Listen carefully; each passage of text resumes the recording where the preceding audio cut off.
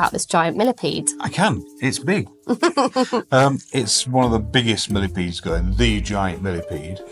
And it doesn't have the same body parts of an insect.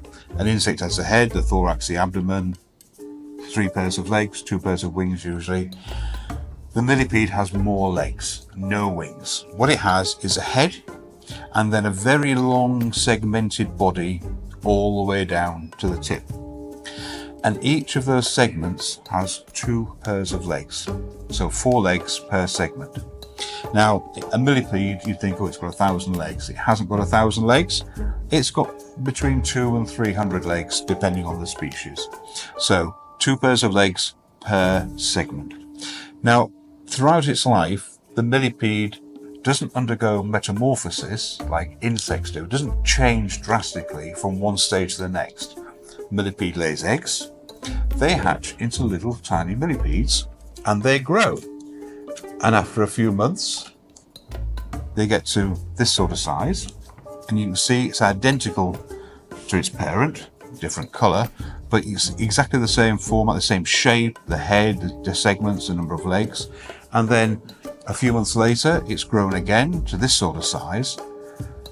So they don't change. All they do is shed their skin between each growing spurt, and they eat the skin to recycle it.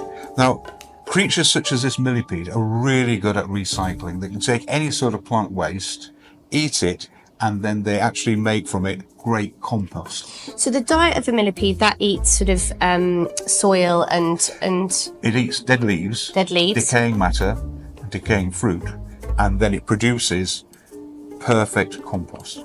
So comparing that to an insect, what would an insect normally eat? Most of them eat leaves, the herbivorous ones, and the others are carnivorous ones, and they eat the herbivorous ones. So insects can be carnivorous or herbivorous, and some omnivorous, so eat both plants and animals. But millipedes are purely detritus feeders. So we've looked at millipedes, and now, Mike, what have you got here? Well, it's a centipede. It's a giant centipede. It's called Scolopendra. It's one of the biggest centipedes. It's also one of the most venomous centipedes. Oh, wow. That's why we're keeping it in the... why I'm not taking him out. Now, they are very similar to millipedes in some respects, and they're like the millipedes, they're different to insects. They don't have the head, the thorax, and the abdomen of an insect. They've got a head and then a long segmented body.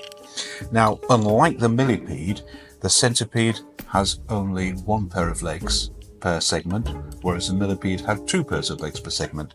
However, despite the fewer legs, it is much more active and much faster. Because again, unlike the millipede, which eats detritus and dead vegetable matter, the centipede is an active hunter. And underneath that head, you can see it's got these pair of antennae at the front. So similar to an insect? Similar to an insect, same as a millipede. It's got long antennae for finding its prey, and underneath its head is a pair of enormous jaws that act in this way, highly venomous. And if you were bitten by one of these, you would feel the effect not only of a very powerful bite, but within minutes, the venom would take effect.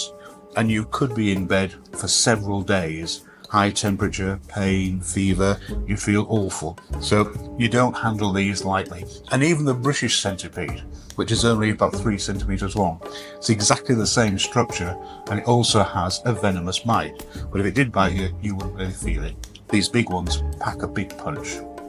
So it's active at night, and it usually runs around the forest floor looking for food, and then it retreats to a hiding place, usually under an old log or piece of bark or a stone, and that's where it will spend the day.